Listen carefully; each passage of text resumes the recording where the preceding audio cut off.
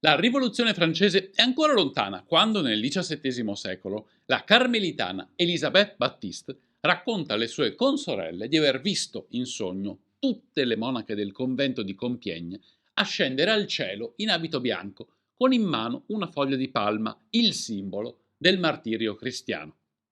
È convinta che il Signore le abbia predetto il destino dell'ordine e la sua visione viene tramandata di generazione in generazione fino al XVIII secolo. Il 17 luglio del 1794, quindi circa 5 anni dopo la presa della Bastiglia, un carro si ferma nei pressi di Place du Trône Renversé, oggi Place de la Nation, e i soldati allontanano la folla per dar modo a un gruppo di donne vestite di bianco di scendere e andare incontro alla morte. Sul patibolo dove il boia Charles-Henri Sanson le sta aspettando vicino alla ghigliottina è tutto pronto per l'esecuzione delle 16 carmelitane di Compiègne, accusate di fanatismo e sedizione. Le imputate non sembrano avere paura e con disinvoltura intonano due canti religiosi, il Te Deum e il Veni Creator. Alle 8 di sera la folla si raccoglie attorno al palco e si prepara ad assistere allo spettacolo. Gli assistenti di Sanson vanno a prendere la prima vittima, la più giovane, la 28enne Suor Constance de Jésus, e la ragazza si inginocchia ai piedi della madre superiora, Thérèse de Saint-Augustin. Con le mani giunte in preghiera, le chiede il permesso di morire. Thérèse le sorride e Constance si consegna alle mani del boia, recitando il Laudate Dominum. Ha inizio il martirio delle 16 carmelitane di Compiègne. Ciao a tutti amici di Vanilla, non vi avevo ancora salutato. Il video di oggi parla della storia di una piccola comunità di monache che fu annientata dal fanatismo del periodo di terrore che seguì la Rivoluzione francese. Un episodio tanto significativo che sarà fra i fattori che porteranno alla sua fine. Prima di iniziare vorrei ringraziare i tantissimi abbonati al canale, siete circa 700. Sono ormai anni che ci sostenete con il vostro contributo e per noi rappresentate una certezza in questo periodo di tagli e scossoni al mondo dei social network. A tutti gli altri ricordo che potete aiutare il nostro progetto di divulgazione storica e culturale abbonandovi o iscrivendovi al canale. È un sostegno importantissimo al nostro lavoro. E ora, cominciamo!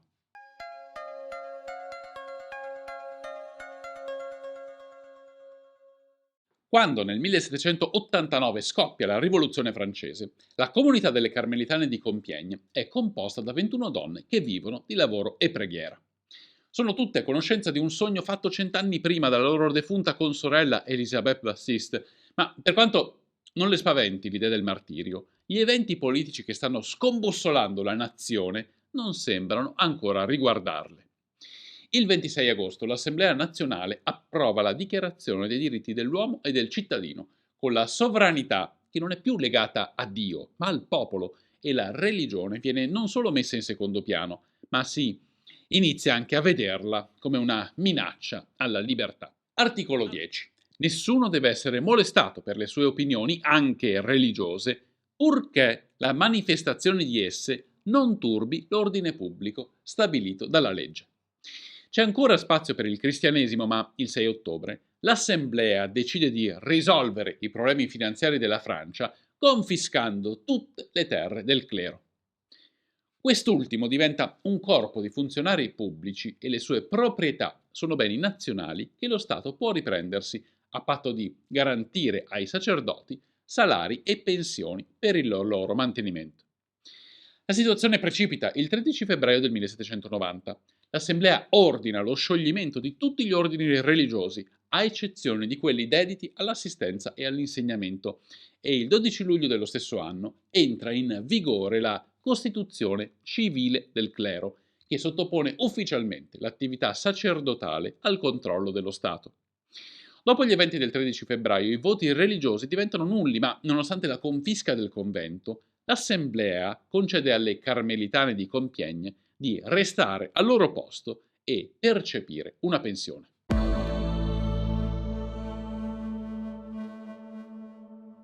Siamo ancora in una fase di relativa tolleranza e le donne continuano a vivere secondo la regola carmelitana, ma la priora, Suor Thérèse de Saint-Augustin, ha la sensazione che la Chiesa francese sia in pericolo e durante la Pasqua del 1792 ricorda alle sue consorelle il sogno di Suor Elisabeth Baptiste. Potrebbe essere arrivato il momento di immolarsi per una giusta causa e offrire i loro corpi in sacrificio. Fanno voto di martirio e, se Dio lo vorrà, andranno incontro alla morte. Dal 15 al 18 agosto lo Stato inasprisce il pugno di ferro e ordina lo scioglimento di tutte le congregazioni religiose, questa volta senza eccezioni e con nessuna tolleranza, la completa espulsione dai conventi e l'obbligo del clero di prestare giuramento alla nazione. Fra il 14 e il 19 settembre le autorità cacciano le carmelitane di Compiègne e, dopo essersi dichiarate fedeli alla laicità della Francia, le monache dismettono gli abiti religiosi e tornano alla vita civile. Si tratta però solo di una messa in scena, perché Suor Thérèse si accorda con alcune famiglie della città e dispone che le sue 20 consorelle si stabiliscano in 4 case contigue offerte dai benefattori. Il piano della Madre Superiore è semplice: bisogna continuare sotto copertura la vita comunitaria e prepararsi al martirio.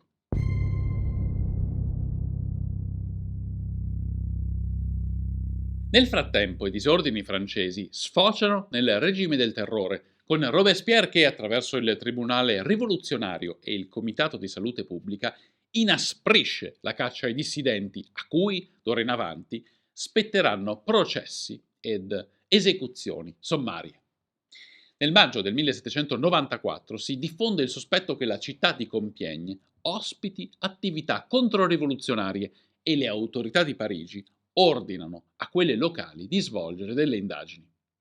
Il 22 e il 23 giugno i gendarmi perquisiscono le case delle carmelitane, trovano prove della loro reticenza ad abbandonare i voti dell'ordine e le arrestano per fanatismo religioso. Delle 21 monache presenti nel convento prima della rivoluzione, 2 sono morte, 3 sono fuori città e le restanti 16 finiscono in prigione, inclusa Suor Thérèse, che è stata a Parigi dal 13 al 21 ed è tornata giusto in tempo per prendere parte al martirio. Delle 3 scampate all'arresto, la più nota è Suor Marie de l'Incarnation, che raccoglierà i documenti e gli archivi della comunità e tramanderà ai posteri la storia delle sue consorelle. Il 12 luglio le 16 carmelitane giungono alla Conciergerie di Parigi in abito bianco, quello che avevano dovuto abbandonare in precedenza, e il giorno successivo ha inizio il processo. Il modus operandi del terrore è spietato, niente avvocato.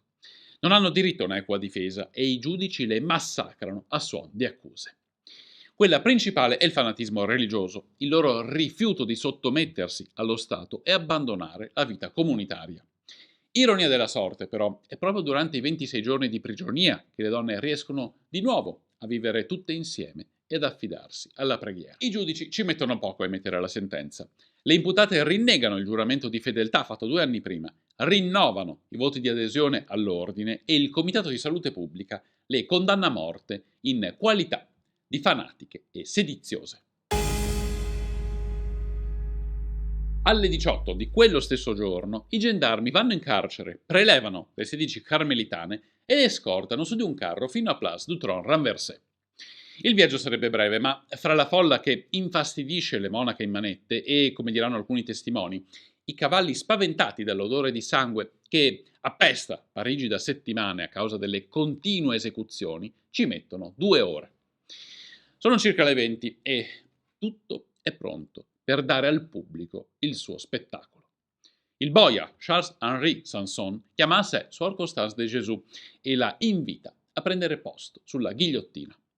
La ragazza si inginocchia ai piedi di Suor Thérèse, le chiede il permesso di morire e, recitando il Laudate Dominum, lascia che il martirio abbia inizio. La lama scende e la zittisce, ma anche la folla sembra ammutolita perché ha appena assistito a qualcosa di scioccante. Quel macabro rito si ripete altre 14 volte, con tutte le carmelitane che si inginocchiano ai piedi di Suor Thérèse, le chiedono il permesso di morire e affrontano la ghigliottina con le parole del Laudate Dominum.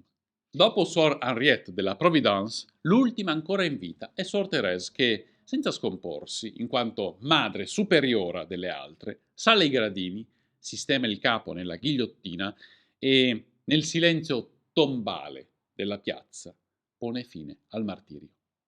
Le teste e i corpi delle carmelitane vengono gettati in una fossa comune del cimitero di Picpus insieme ai resti di altri 128 condannati, ma il loro sacrificio sembra aver avuto effetto.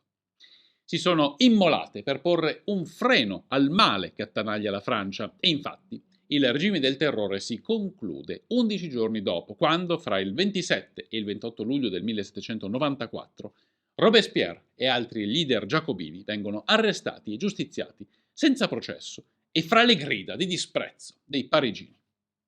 Il 27 maggio del 1906 Papa Pio X inizia il processo di beatificazione delle Carmelitane, a cui fa seguito in tempi recenti il processo di canonizzazione equipollente approvato da Papa Francesco. Oggi le 16 martiri di Compiègne sono venerate dalla Chiesa Cattolica e la loro vicenda è giunta ai giorni nostri attraverso la letteratura, il cinema e il teatro. Scelsero di non rinunciare alla fede, di lottare per la Chiesa e di morire per mano di quello stesso Stato che aveva predicato gli ideali di liberté, égalité, fraternité, salvo poi negarli con un'irrazionale caccia ai fasulli nemici della nazione.